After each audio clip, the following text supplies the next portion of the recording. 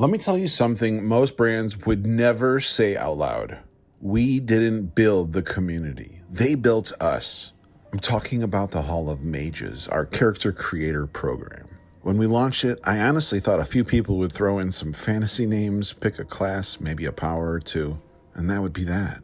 But what actually happened? We cracked their effing souls open. They poured out heartbreak, trauma, hope, resilience, shame, truth. They built characters that meant something, not because they were cool, but because they were real. And it changed everything. Let me walk you through what it actually is. The Hall of Mages asks people to create a character. Pretty simple, right? Pick your species, your powers, your virtues, your flaws, your fears, the shadow you carry. But this wasn't just some TikTok filter for which fantasy archetype are you? We asked people to look inward, to ask, who am I really? What would I be if I stopped hiding? And what we got back was breathtaking. People didn't just make characters, they made reflections. Some of them used their real names, some used their chosen names, some wrote about being broken, some addiction, about surviving abuse, about dealing with bipolar disorder, about growing up unseen, about grieving their children, about being afraid of disappearing before they ever got to live. And then they paired that pain with power. Flight, time manipulation, shape-shifting, healing, the ability to absorb light and redirect it, the power to end entire bloodlines of evil. This wasn't Dungeons and Dragons. This was therapy dressed in fantasy armor.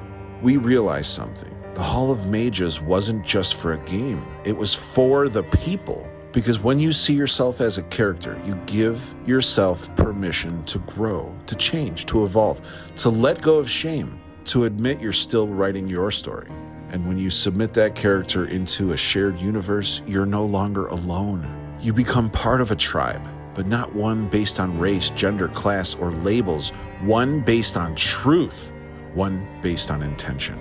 You become a mage. Let me be clear, this isn't a gimmick. We don't take these stories and lock them behind NFTs. We don't sell your soul to some IP farm. We honor it. Each character that gets submitted becomes part of the lore. They get placed in regions, they interact with the world, they get woven into the narrative arc of a timeline that stretches from 2030 to the year 2250. This isn't cosmetic, it's canon. You are the canon.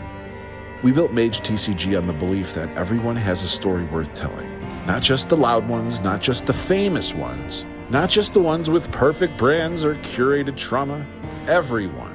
Because every player that picks up this game, every person who says, maybe I'm a mage, they're carrying something heavy, something beautiful, something no one else can quite see until now.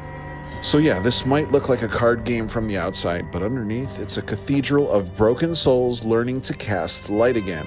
And I'd rather build that than a franchise that plays it safe and pretends people aren't hurting.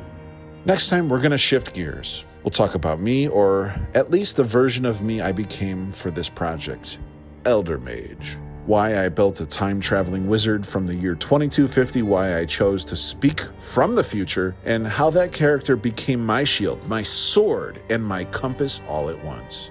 Until then, don't be afraid to put your whole damn self into the story because it's yours.